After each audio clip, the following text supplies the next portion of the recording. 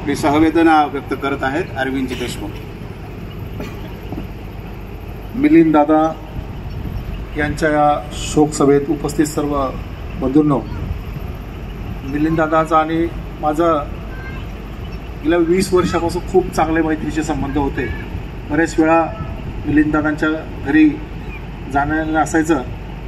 मिलिंद दादाची एक खासियत होती की मिलिंद दादाच्या सर्वच राजकीय पक्षामध्ये त्यांचे खूप चांगले मित्र होते आणि कोणीही त्यांच्याकडे म्हणजे खूप असं बोलताना मी तरी कधीच त्यांच्याकडे बोलत असताना किंवा चर्चा करताना कुठला संकोच बाळगला नाही आणि सर्वांना अतिशय व्यवस्थित मार्गदर्शन करणारा हा माणूस।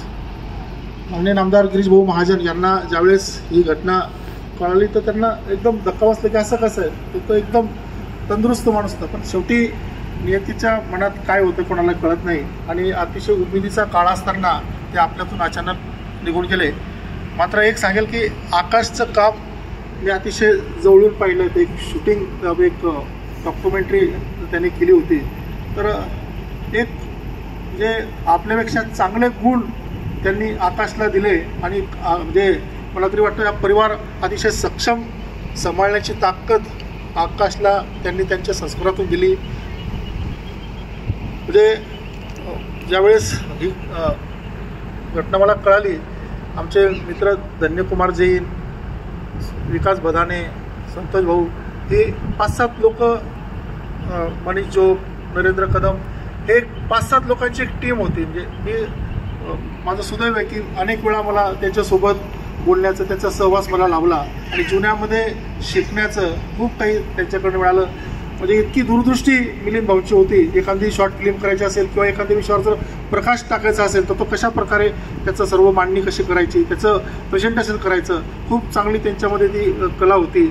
मला तरी वाटतं की म्हणजे हे करत असताना त्यांचे जे राजकीय लोकांसोबत संबंध होते त्यांनी मला कधीच असं आठवलं नाही की त्यांनी कधी कोणाचा म्हणजे त्यांच्या संबंधाचा कधी दुरुपयोग घेतला किंवा फायदा घेतला। म्हणजे प्रत्येक म्हणजे आज या ठिकाणी देवकर आप्पा आहेत, टोपे साहेबांचे प्रतिनिधी भैया साहेब आहेत, बरेच सहकार क्षेत्रातले दादा आहेत, सर्व लोक आहेत की त्यांचं असं कुठलं एक क्षेत्र नव्हतं की या क्षेत्रामध्ये त्यांचा फॅन फॉलोअर होता, की सर्व व्यापक असे त्यांचा फॅन फॉलोअर होता। त्यांच्या जाण्याने निश्चितपणे आपण सर्वांना दुःख झालेलं आहे। हे दुःख पेलवण्याची शक्ती ईश्वर त्यांच्या कुटुंबियांना देव।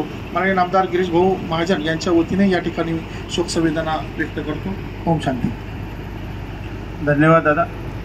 बऱ्याचशा गोष्टी केवळ आकाशच नव्हे, वहिनींच्याही पाठीशी कायम सातत्याने उभे राहणारे, त्यांना मेकअप आर्टिस्ट म्हणून उदयास आणणारं व्यक्तिमत्व म्हणजे मिलिंद दादा होते।